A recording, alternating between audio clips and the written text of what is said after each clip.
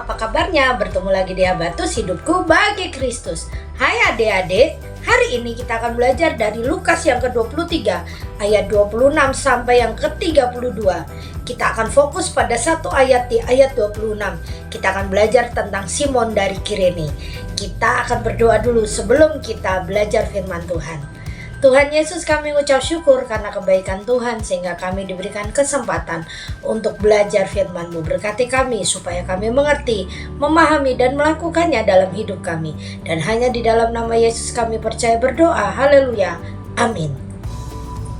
Adik-adik yang sudah bisa membaca, mari kita membaca ayat yang ke-26. Ketika mereka membawa Yesus, mereka menahan seorang yang bernama Simon dari Kirene yang baru datang dari luar kota. Lalu mereka meletakkan salib itu di atas bahunya supaya dipikulnya sampai mengikuti Yesus. Ibu Yohana tadi sudah membaca di Matius, di Markus, dan di Lukas. Simon orang Kirene itu bukan kesediaan dirinya sendiri untuk memikul salib, tetapi dia dipaksa oleh prajurit-prajurit untuk memikul salib Yesus karena Yesus sudah tidak kuat lagi, badannya penuh luka. Dia terlalu lemah untuk memikul salib yang berat. Jadi dia menarik Simon dari Kirene. Dia baru datang dari luar kota.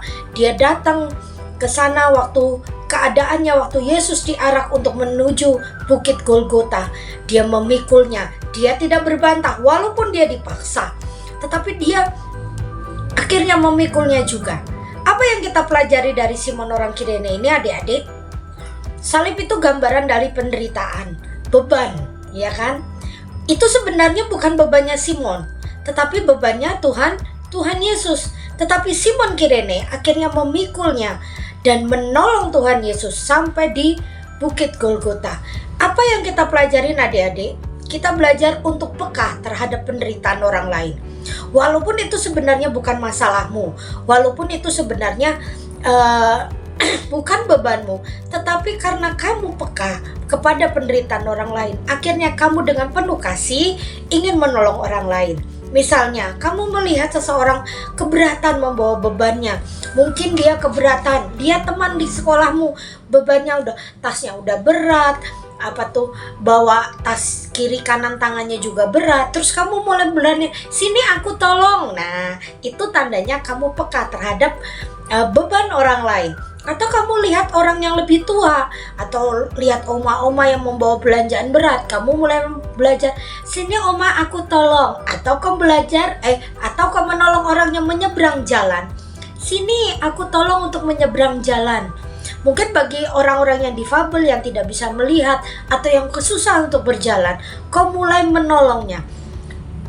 Ada juga mungkin temanmu yang kesulitan matematika, mengerjakan matematika nggak ngerti-ngerti. Terus kamu mulai peka ini, kasihan temanku, ayo sini belajar sama aku tolong. Ini namanya kau peka terhadap penderitaan orang lain. Kau menolong orang lain dengan penuh kasih. Tidak mau dibayar atau tidak punya pamrih selain ingin menolong. Kamu belajar dari Simon orang Kirene ini.